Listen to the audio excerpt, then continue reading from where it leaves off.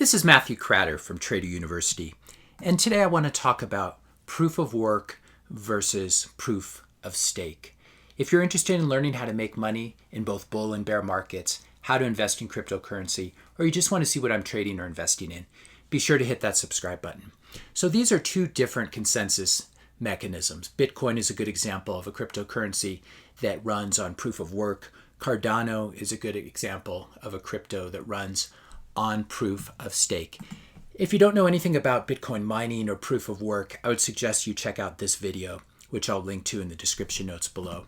But basically, proof of work and proof of stake are both what are called consensus mechanisms. And these are ways that people who participate in the network are able to agree upon the state of the network, the state of transactions on the network, how many coins are in existence, who owns those coins, etc. And so other examples, how to set up the network to validate transactions to make sure they're legitimate. How do you add a new block to the blockchain if you're doing proof of work or proof of stake? How to make sure that the network is functioning properly. And also the double spending problem, how to make sure that no one is spending Bitcoin that they have twice, for example. This is the classic double spending example. So make sure you also check out the video on Bitcoin mining if none of that means anything to you. So let's just quickly review proof of work though. As I said, Bitcoin is an example of the most prominent cryptocurrency that runs using proof of work. And what this basically means is that the Bitcoin miners, which are these very powerful computers, very specialized computers called ASICs, they secure the network by solving a cryptographic puzzle, which I talk about in that linked video. And when they solve this puzzle, they get to create a new block added to the blockchain. And they also get what's called the block subsidy or miner reward, which is currently 6.25 Bitcoin. It's about 70 or 80,000 US dollars at current prices. Now, this is a very industrial, very capital intensive business. A lot of these mining farms are in China or places that have low electricity costs or where the actual machines are made. A lot of these Bitcoin miners are obviously manufactured in China along with everything else. And so there is a concentration of them in China. Now, to mine Bitcoin right now, you can no longer do it on your laptop. You have to buy one of these specialized machines, and you basically have to invest millions or even billions in new equipment. You have to spend a lot of money on electricity. Basically, the more powerful computer you have, the higher your hash rate will be, or your computational rate. And that means the higher the chance that you'll solve the puzzle first. And you'll get the reward, which is that 6.25 Bitcoin plus transaction fees. Now, in order to do this, you need to burn a lot of electricity. Basically, you're running these hashes, these repeated computations, and you're trying to guess a number that's within a certain range. This is what Bitcoin miners do, and I talk more about that in that other video. But in order to do this, you need to burn a lot of electricity. And what's interesting about this, because of this, there are sort of real-world costs and constraints, including the cost of the mining equipment, the computers, the cost of electricity, that Bitcoin miners and proof of work have to deal with. Unlike proof of stake, which we'll see, which is all internal to the system. There's no sort of extrinsic component.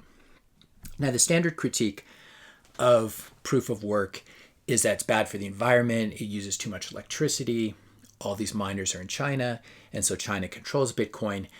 I talk about both of those in two videos, which I'll link to. One is Bitcoin bad for the environment. Two, can China destroy Bitcoin, where I talk about the concentration of mining pools in China, as well as the possibility of 51% attacks and what they mean. So be sure to check those out. I'll link to those as well. The only thing I would say to the critique of proof of work using too much electricity is that advanced civilizations use a lot of electricity. If you live in a mud hut, if you're a culture that just lives in mud huts, you don't use a lot of electricity, but you don't have air conditioning, you don't have internet, etc. So a lot of people who criticize Bitcoin for its electricity usage, they usually have websites, they're usually using the internet, and they fail to mention that the internet itself uses 10% of global electricity. And these are people who are not advocating for shutting down the internet. So I would suggest that there's a lot of energy in the universe. There's a lot of energy in the solar system.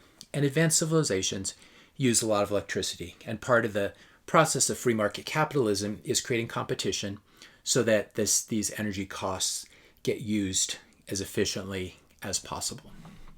So that would be the basic summary of proof of work. Now let's talk about proof of stake. Proof of stake, as we said, Cardano is a prominent example.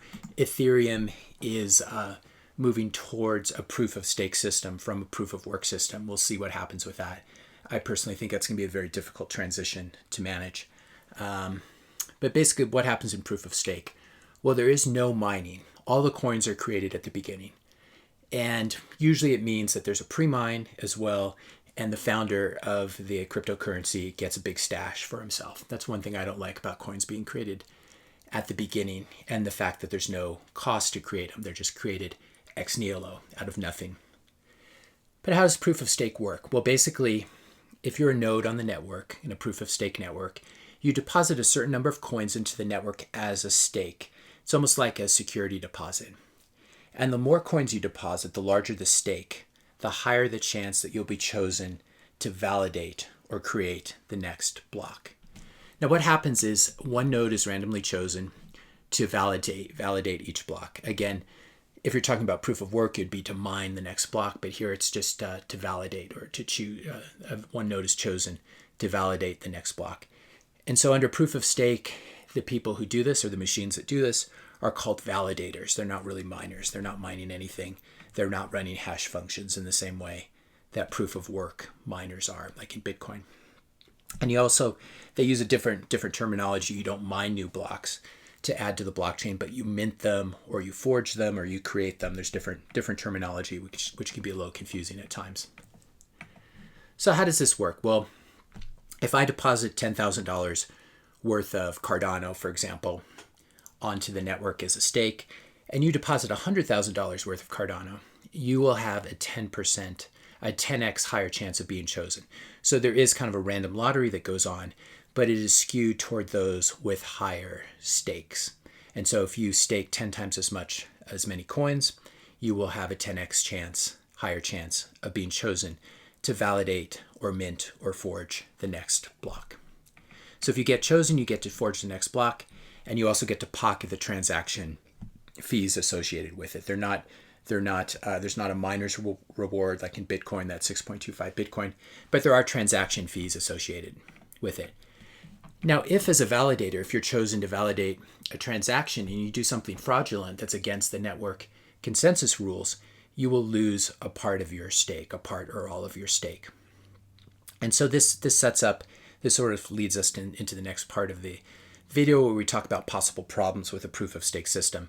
With a proof of stake system, you always need to make sure that the amount of the stake is higher than the transaction fee that can be potentially earned. You also have to make sure, if you're designing the system, that the amount of the stake is higher than any damage that they can wreak on the network itself. And so there can be weird incentives at work.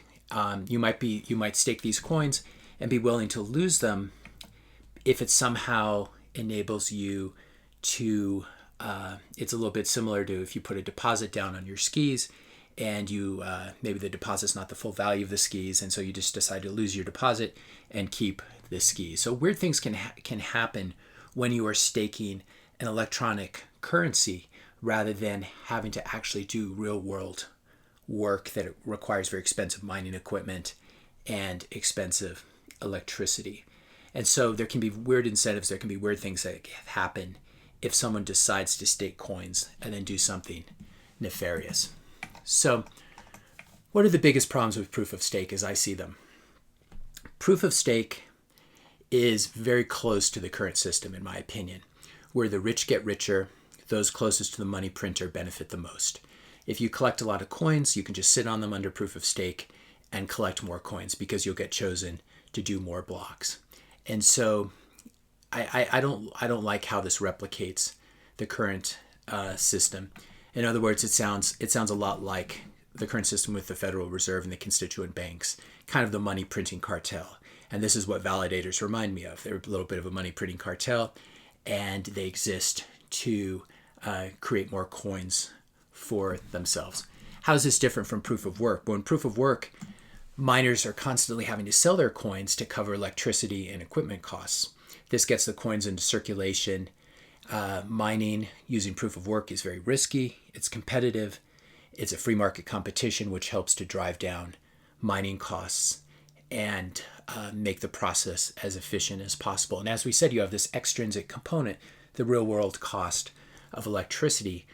Whereas proof of stake, it's sort of a hall of mirrors where you just have this intrinsic value of the currency, and you are collecting more coins, the more coins that you manage to sit on and thus be able to stake.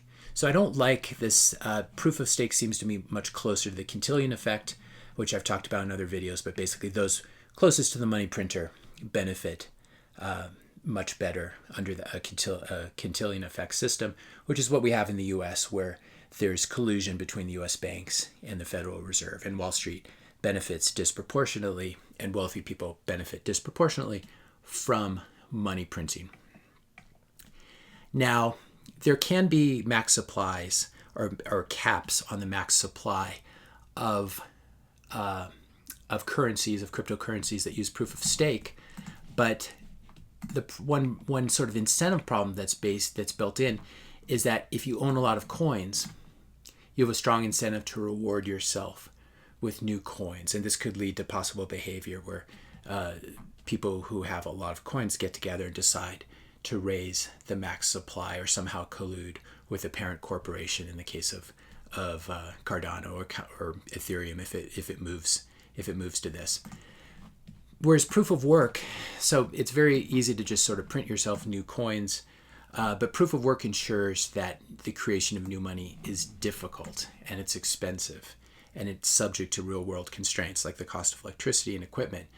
Unlike the Federal Reserve System, which is very much like proof of stake, where the guys in control, the guys who have big stakes in the system, can print a lot of new money, and it's basically free. It doesn't cost the Federal Reserve really anything to print new money since it's all done digitally at this point.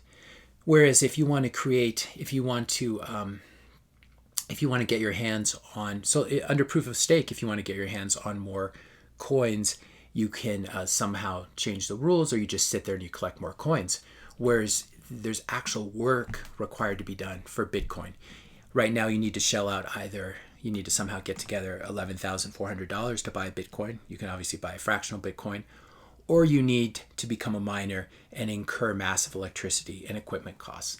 And so this seems just more real world to me, where there are actual costs to making new money. It's not as easy. Now, what happens to proof of stake in extreme situations? Well, all you would need to take down the system is you would need for all the validators to get together and collude. Now, maybe they'd be willing to do this for some other reason. They're willing to lose the stakes that they have, the coins that they have staked, and perhaps they're just nefarious actors and they want to destroy the currency and destroy the value. You could see a situation, for example, where some governments take a big stake in Cardano, for example, and then they decide to collude to destroy the currency. It ends up destroying the currency that they're holding, the Cardano coins that they're holding, but maybe it serves good. Maybe it serves purposes for geopolitical purposes, or it's a way of sort of holding up, maintaining the current financial system. So that's one thing I don't like about proof of stake. All you need is for the people on there to start to collude. Maybe they have reasons that are extrinsic to the system to destroy the cryptocurrency. Whereas to take down proof of work, you need to purchase massive amounts of equipment. You need to burn massive amounts of electricity. And even if you do that to launch what's called a 51% attack, if you own more than 50% of the hash power, it would probably not destroy Bitcoin anyway. And I do talk about that in this video on China and 51% attacks. Another huge problem with proof of stake is that there's no way to settle fork disputes. And this is a big problem. If there's ever a conflict and people want to go their separate ways, what happens to the stakes? Whereas with proof of work, you can just do a hard fork like Bitcoin Cash did, and that was a complete failure. But at least there's a sort of precedent for it, and if you want to go off the deep end like they did and do it, you can do it. Whereas with proof of stake, if there ever needs to be a fork, you're in big trouble. Unless, of course, you have a parent corporation like Ethereum or like the corporation that controls Cardano, where it's basically a centralized currency anyway, even though they pretend it's decentralized. And you have Charles Hoskinson or some charismatic founder who's negotiating, saying this is how we're going to fork, this is how we're not going to fork. Well, in that case, you've gone the route of centralization. And that's the true route of centralization, not having all your mining pools in China, as I talk about in that video, which I'll link to below. Another problem with proof of stake versus proof of work. Proof of stake, you make just one big upfront investment and you're all set. So you buy some coins, now you've got a stake in it, and you own the coins and you can stake them to validate future blocks. Whereas proof of work is much more like a free capitalist market. You have to continually compete. You have to reinvest more money. You have to keep upgrading your equipment, seeking out cheaper sources of electricity.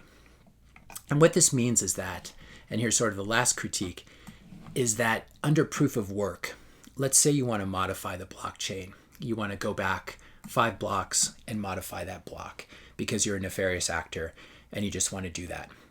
Now, in order to do that, you're going to need to remine all 5 blocks, because if you go back 5 blocks and change that block, you're then going to have to change block number 4 blocks back, 3 blocks back, 2 blocks back, because each block is dependent on the block that comes before.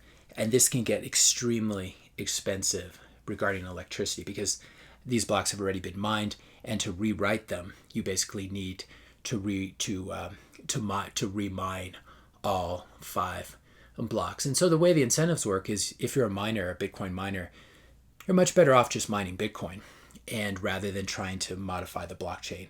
This is why the Bitcoin blockchain is so secure. Once you're 100 blocks in, it becomes basically impossible to ever modify the blockchain. Whereas in proof of stake, it'd be much easier to go back and do this. Now, how do we know? So what I'm contending is that proof of stake is not as secure as proof of work. A really easy way to see this is you can just compare the market caps. And as far as I can tell, the biggest market cap that runs on proof of stake is Cardano, currently 2.8 billion. Bitcoin and Ethereum, which are both proof of work, Bitcoin at 212 billion. So you don't have to take my word for it. There's more value being stored, being locked up in Bitcoin by a huge order of magnitude than in Cardano. Cardano 2.8 billion, Bitcoin 213 billion. And this money, this value or wealth that's locked up in Bitcoin, it's visible for everyone to see. So for example, here's a cold wallet that contains $2.8 billion US dollars worth of Bitcoin. Here's one that contains $1 billion. Here's one that contains $846 million worth of Bitcoin. Now, for a couple $100 million, you can hire the best programmers, the best hackers in the world. If these wallets were hackable, if the Bitcoin blockchain were hackable, you can be sure that there are incentives to hack it. And the fact that these haven't been hacked in 11 years means that they are probably pretty secure. Now, in the future, perhaps a quantum computer might be able to hack these. On the other hand, quantum computers could be used to defend the Bitcoin network as well. And so this is how the market is voted so far. There's no proof of stake coin that has a large market cap. Maybe I've missed one of these. Maybe one of these is proof of stake. But either way, it's nowhere close to the large market cap crypto coins, which tells you that as a store of wealth or store of value, people are much more comfortable storing their wealth in Bitcoin. And that's where I'm storing mine. I don't own any more of any of the other cryptocurrencies. I'll leave you with one last thought on proof of work. I think proof of work is very similar. People often call Bitcoin digital gold. I think proof of work is very similar to what's happened traditionally in gold. So how do you get your hands on a gold bar? And these gold bars are very expensive now. They're, I want to say $600,000, $700,000, $800,000. How do you get a gold bar? Well, you have to spend a lot of money mining it. You have to open up a gold mine. You have to purchase equipment and labor and energy, etc. It sounds a lot like proof of work, Bitcoin mining. So a gold bar, I would suggest, is proof of work. If you have a gold bar on your desk, it might be proof that you just got lucky and inherited a lot of money. which is always a problem in a system, or maybe it's not a problem. But the fact that the gold bar is there means that someone did a lot of work to attain it. Maybe your great-grandfather did, maybe you did, but you either mined it and refined it and melted it down and made it into a bar, or you spent a lot of work earning the money to buy the gold bar. Of course, if you're the Federal Reserve, you can just print money. If you're a central banker, you can just print money and buy gold. And this is one of the really unfair things about the fiat currency system. There's no proof of work. Jerome Powell has never done a day of work in his life. All he does is print money. He has a private equity business, private equity history, one of the, kind of your classic rent seekers. But gold is very different. Gold requires actual work. It's not just financial engineering. You either have to mine it or you have to make a lot of money. And in other words, do a lot of work to buy the gold bar. So if you have a gold bar sitting on your desk, it's proof of work. It's not this sort of fake system like proof of stake, which is much more like Jerome Powell. You become one of the buddies on Wall Street, and then you eventually make your way to your the central bank, to the Federal Reserve, and you print up lots of more money for your buddies. That's really proof of stake, in my opinion. Proof of work is like gold, and so people who like gold should, I think, be much more drawn to cryptos like Bitcoin, which are secured. And as we said, there's a lot of wealth being secured there, 212 billion, but cryptos that are secured by proof of work. Let me know your questions and comments in the comment section below. Hit that subscribe and like button if you found this video helpful. Also hit that notification bell so you'll be notified when I post my next video. And thanks a lot for watching. I'll see you in the next video.